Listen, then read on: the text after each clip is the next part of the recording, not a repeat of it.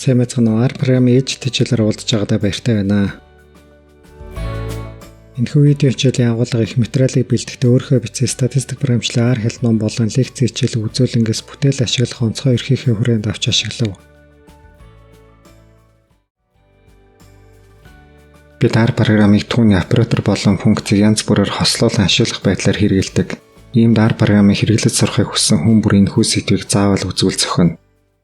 Бид энэ удаагийн хичээлээр 1-р R хэлний үндсэн операторууд тэдгээрийн хэрэглээтэй танилцсан. Операторууд нь аливаа үйлдэл хийж гүйцэтгэх үндэс суурь учраас зайлшгүй эзэмших шаардлагатай. 2-дугаарт шинээр оператор тодорхойлоход шаардагдах мэдгэтгүүн өгнө. 3-дугаарт функц түүнийг зарлах, ашиглах болон холбогдох бусад зүйлсийг авч үзснээр R хэлний функцүүдийг илүү үр дүнтэй ашиглахаас гадна өөрөө функц зохиож сурна.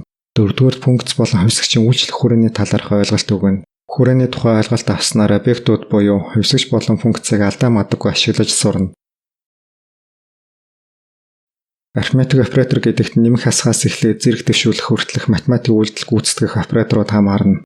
R хэлний операторуудын гол онцлог давуу тал бол вектор, матриц гэх мэтчлэн бусад олонлог хэлбэртэй объектын элементний бүрт хүрчүүлчилдэг явдал юм. Үүнийг жишээний 2 дахь мөрөөс харж болно. Учир нь R бол статистикт зориулсан хэл бөгөөд статистикт дандаа төвөр гэсэн олонлог хэлбэртэй зүйл дээр ажилладаг билээ. Тэгэхээр R хэлийг бүр анхнаасаа л өгөгдөлтэй ажиллахад тусгаалan зориулж зохиосон гэж ойлгоход болно. Аливаа үйлдэлээс гарсан үр дүнг оноосон нэртэйгээр шуурхаа санахад хадгалахад өөрөөр хэлбэл хувьсгчид онооход эсвэл функц болон операторын аргументаар нэр зан утга дамжуулахад утга оноох оператор ашигладаг. Энд буй операторуудаас сум операторыг нь хувьсгчид утга онооход харин тэнцвэрийн тэмдгийг функц болон операторын аргументаар утга дамжуулахад ашигладаг. Тэнцвэрийн тэмдгийг хувьсгчид утга онооход ашиглаж болох ч гэлээ энэ нь R хэлний код бичиглэлийн стандартад нийцтэй биш юм. Мөн давхар сум операторыг их хүрээд хувьсгчид утга онооход ашигладаг. Хүрээний талаар өнөөдрийн хичээлийн төгсгөлд үзнэ. R хэлний жишг операторуудыг хүснэгтэлж харууллаа. Програмчлалын хэлнүүдийн хувьд эдгээр операторуудын ихэнх нь ижил байдаг. Харин ялгаатай хэсгийг шалгадаг оператор л янз бүрээр тодорхойлогдсон байдаг. R хэлний хувьд логик үүсгэл гэсэн үйлчлэг анхаарлын тэмдгээр төлөөлүүлдгийг удирдлага болгон ялгаатай гэсэн операторыг анхаарлын тэмдэг ба тэнцвэрийн тэмдгийн нийлэмжээр илэрхийлж бичдэг. Жишгүүллийн үр дүнийн нөхцөл биелсэн хэсгээс хамаарч true эсвэл false гэсэн логик тогтмолууд байдаг. Мөн эдгээр операторууд объектын элемент бүрт хүрч үйлчилдэг. Логик үйлдэлүүдэд харгалзах операторуудыг энд харуулав. Эдгээр операторууд объектын элемент бүрт хүрч үйлчлэх үү эсвэл зөвхөн эхний элемент дээр нь л үйлчлэх үү гэдгээс хамаарсан хоёр янзын хэлбэртэй бөгөөд үүнийг слайдын төгсгөлд ялгаж бичлээ. Эдгээр операторуудаас гадна практикт нэг хэрэгцээтэй янз бүрийн логик үйлдэл гүйцэтгэхэд зориулсан функцүүд байдаг. R хэлний өрмөц оператор бол импикс оператор юм. Үүнийг оператор байдлаар хэрэглэхээс гадна функц байдлаар дуудан ашиглаж болно. Учир нь эдгээр функц зарладаг шиг бичиж тодорхойлдог юм. Тодорхойлбол R хэл дээр хэрэглэгч өөрийн хүссэн оператор импикс оператор буюу импикс функц байдлаар бичиж тодорхойлдог. Шинэ оператор хэрхэн тодорхойлохыг дараагийн слайд дээр үзье. Шинэ оператор тодорхойлох гэдэг нь угтаа функц зарлагтай адил юм. Гагцхүү энд нэрийг нь л арай өөрөөр өгнө. Хэрэглэгчийн тодорхойлж буй операторын нэрийг заавал процентын тэмдэг болон хашилтаар хашиж бичнэ. Оператороо дуудаж хэрэглэх байдлыг дараа нь бичиж харууллаа. Импикс оператор нь бас функц байх тул түүний функц дууддаг шиг дуудаж ашиглах боломжтой. Сая бидний үзсэн операторууд ямар дистараалаар ажиллахыг харууллаа. Энэ нь үндсэндээ математикийн хичээлээр үздэг үйл дистараатай л адил юм. Иймд математиктэй сайн хүн бол операторуудын ажиллах дистараа дээр бодлоод байх юмгүй. Гэхдээ математик үйлдэлд харгалзах операторуудаас гадна огт өөр чиг үүрэг бүхий операторууд байдгийг санаарай. Жишээлбэл нэрийн огт руу оператор элемент зэрэг операторуудыг нэр дурдаж болох юм. Гэвч эдгээр нь ихэнхдээ өнөөдөр үзсэн операторуудын өмнө ажилладаг. Шаардлага гарсан үед үйлдлийн дистарааг өөрчилж болдог. Энэ нь математикийн хичээлд үздэгтэй л адил юм. Энд үйлдлийн дарааллыг удирдахад ашиглаж болох хоёр төрлийн хаалтын хэрэглээг харуулав. Дугуй хаалт нь математикийн дугуй хаалттай яг ижил үүрэг гүйцэтгэнэ. Харин нумаа хаалт нь тушаал бүлэглэх үүрэгтэй. Бид тун удахгүй бүлэг тушаал гэж үзнэ. Оператор болон хаалтны хэрэглээг ойлгоход нэмэр боллог хэмээн нэг ишлэл болон холбогдох жишээ авч үзлээ. Ишлэл компьютерийн програм бичгээд spacebar товчлуур буюу суулцаа ямар ч хэрэггүй гэжээ. Үнэхээр тийм гэдгийг R хэл дээр жишээлж үзүүллээ. Энэ буй хоёр жишээнээс R хэлний оператор болон хаалтны хэрэглээний онцлогийг ойлгож болно. Ер нь R хэлээр код бичгээд зай эсвэл түүнийг орлох зүйлээ байх ёстой үед нь л заавал бичгийг шаардна. Жишээлбэл отоогоо нөх сум операторын гол дунд зай болж жишг оператор ба тэмдэг өөрчлөх унаар оператор болж задарна. Харин зай хэрэгтэй үед зай нэг удаа байна уу, олон удаа байна уу гэдэг нь огт хамаагүй байдаг.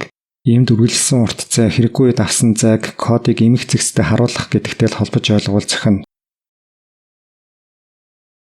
R хэлээр функц зарлах бас дуудах байдлыг харууллаа. Функц зарлага гэдэг нь функц шинээр тодорхойлохыг хэлж байгаа бөгөөд энэ нь програм зохиогчдын мэргэжлийн хэллэг юм. RL-ний нэг онцлог бол функц нь нэг төрлийн объект болдог явдал юм. Иймд зэрэгс харуул улмаар буруу дуудвал функцийг ямар нэг өгөгдөл агуулсан объект буюу хувьсагчтай ч андуурч хутгаж болох юм. Ерөнхийдөө RL-ний функц бол функц гэдэг код агуулсан объект буюу хувьсагч төдий зүйл юм. Хэрэв та бүхэн decrease функц дуудахдаа дугуй хаалт болон доторх аргументуудыг нь зориуд бичлэггүй орхивол тус функцийг зарлахтай бичсэн код хэвлэгдэхийг харах болно.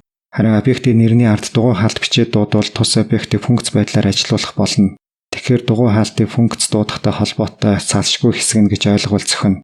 Мөн өнөөдрийн хичээлийн төгсгөлд үзэх хүрээний талаарх ойлголт авсан хүмүүс Т үсэг дангаараа байх болон Т үсгийн ард дугуй хаалт байхыг эхнийх нь хувьсагч, дараагийнх нь функц гэж эргэлзээгүй ойлгох юм. Шууд хэлбэл функц, багц, хүрээ, объект дуудах зарчим зэргийг өөр хооронд нь сайтар уялдуулж ойлгох хэрэгтэй. RL-ийг сурч эзэмшихэд төвөгтэй байдаг нэг үндсэн шалтгаан бол практик тохиолдож болох аливаа зүйлийг тусгах гэж оролдсон явдал юм. Тиймээс элдв янзын зүйл тусгахын хэрээр RL-ний нөөц боломж улам бүр баяжих сайн талтай боловч эрдийн хэрэглэгчдийн хувьд эсрэгээрээ тэр бүгдийг нь сурахгүй бол R програмыг хэрэглэж чадахгүй болох буруу зүрх хэрэглэх байдалд хүрч очино. Иймд миний зааж буй R хэл ядаргаатай санагдах тусам эсрэгээрээ хэрэг сурчхал юм бол практикт тулгарх бэрхшээлтэй асуудлыг хялбар шийдвэрлэхэд бас өдөр тутмын ажлыг хөнгөлчлөхөд хэрэгтэй юм байна гэж хүлээн аваарай. Функц дуудах дээр ч энэ нь харагддаг. RL-ний функц дуудахтай аргументыг нөгөөх тухайд мэдүүл зохиох зүйлсээ бүгдийг нь энд эмэгтгэж бичлээ. Нэгдүгээр аргументыг нэрээр нь заасан үед анх зарласан дис дарааллыг нь баримтлах шаардлагагүй. Хоёрдугаарт зарим аргументыг нэрээр, заримыг нэр заалах өгсөн үед эхлээд нэр заасан аргументуудыг нь дараа нэр заагаагүй аргументуудыг харгалзах дис дарааллын дагуу уншина. Гуравдугаарт функц дуудахдаа анхны утга бүхий аргументын тэрхүү утгыг өөрчлөх шаардлагагүй дугуй аргументыг өгөх албагүй. Мөн үүнээс гадна 3 цаг гэсэн аргумент байдаг бөгөөд хэрхэн ашиглахыг нь дараагийн слайд дээр авч үзье. Функц аргументыг тухайн функцийн биес дуудах өөр функц руу шууд дамжуулах үед энэхүү аргументыг ашиглана. Бас энэ нь функц доторх функцийн ажиллагааг удирдах өөрчлөн гэсэн үг юм. Эдгээрийг харуулсан жишээ код слайд дээр харагдаж байна. Эхний жишээ нь дотоод функц руу өгөгдөлд шууд дамжуулахыг харуулж байна. Харин хоёр дахь жишээ нь дотоод функцийн ажиллах зарчмыг өөрчлөх тусгай аргумент дамжуулж байна. Үүнийг бүр тодорхой харъя гэвэл NH-ийг RM аргументыг арилгаж байгаад код ажиллуулж үзээрэй. Функцийн буцаах утга заахад ихвчлэн рекуррент функц ашигладаг. Үүнээс гадна invisible гэдэг өөр функц байдаг бөгөөд хэрэв түүнийг ашиглана гэвэл функцийн буцаах утгын талаар илүү нарийн ойлголт шаардагдана. Рекуррент функц нь функцийн буцаах утгыг заахын зэрэгцээ функцийн ажиллагааг таслан зогсоодог. Иймд тус функц ажилласны дараа програм функцээс гарна. Рекуррент функц ашиглах үед функцийн хамгийн сүүлийн илэрхийллийн утгыг автоматар функцийн буцаах утга болгож авдаг. Үүнийг өмнө зарласан decrease функцээс харж болно. Эцэст нь функцээс олон утга нэг дор буцаахын тулд хэрэгхийг харууллаа. Олон салангат үйлдэл буюу тушаалаас тогтох нийлмэл тушаалыг RL-ний хөрвүүлэгчид нэг цул тушаал мэтээр ойлгуулахын тулд тэдгээр тушаалыг номон хаалт ашиглаж бүлгэлдэг. Бүлэг тушаал нь функц зарлах, нөхцөл болон давтагдах тушаал бичих зэрэг тэхээхэн хэрэг болдог. Мэдхэд илүүдэхгүй мэдээд эзэмшсэн хойно ач тустай нэг функц бол нэргүй функц юм. Энд нэргүй функц зарлаа дуудаж ашиглаж байгааг харууллаа.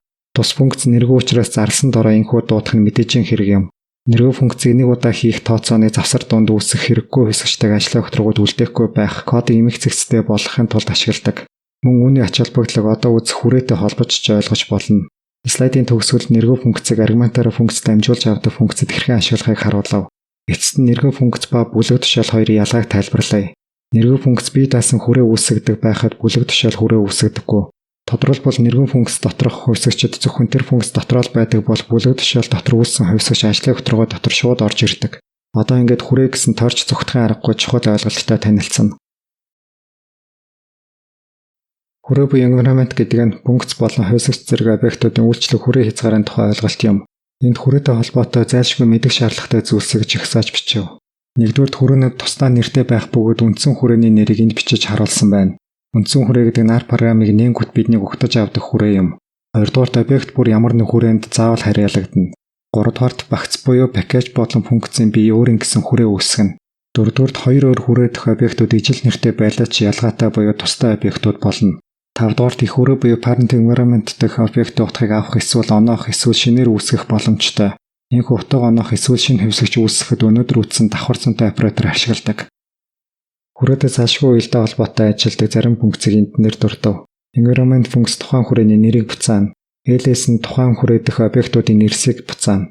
RM нь нэр заасан объектуудыг тухайн хүрээнээс устгана. Эцэст нь энд үүсэн хоёр функцийг ашиглаж тухайн хүрээ дэх бүх объектыг устгах тушаал бичиж үзүүлв. RL-ны объектынх зарчмыг мэдэх нь хэрэгтэй өгөгдөл агуулж буй хувьсгчдад онож дуудах, ижил нэртэй хувьсгчдыг хольж солихгүй байх, зохих хувьсгчдад утаа унах зэрэгт ач холбогдолтой. Объект буй хувьсгч хайхтаа эхлээд түүнийг дуудсан хүрээ дотор хайдаг. Ингээд олдвол тэр хувьсгчтай ажилдаг. Харин олдохгүй бол тус хүрээний хүрээ дотроос хайх гих мэтчлэн үргэлжлүүлэн хайдаг. Улмаар объект огт олдохгүй бол энэ хайлт мэдээж үндсэн хүрээнд очиод зогсно. Тэр объектын утгыг ашиглахаар дуудсан бол объект олдохгүй байна гэсэн алдаа өгч, харин объектод утга онохоор дуудсан бол үндсэн хүрээ дотор тус объектыг шинээр үүсгэнэ. Харин зам зурд таарах хүрээ дотроос олдсон бол тэрхүү хүрээ доторх объектын утгыг өөрчилнө. Ер нь хүрээтэй холбоотой маш сайн дадлаг хийхгүй бол жинхэнэ судалгааны ажилд ноцтой алдаа гаргах аюултай.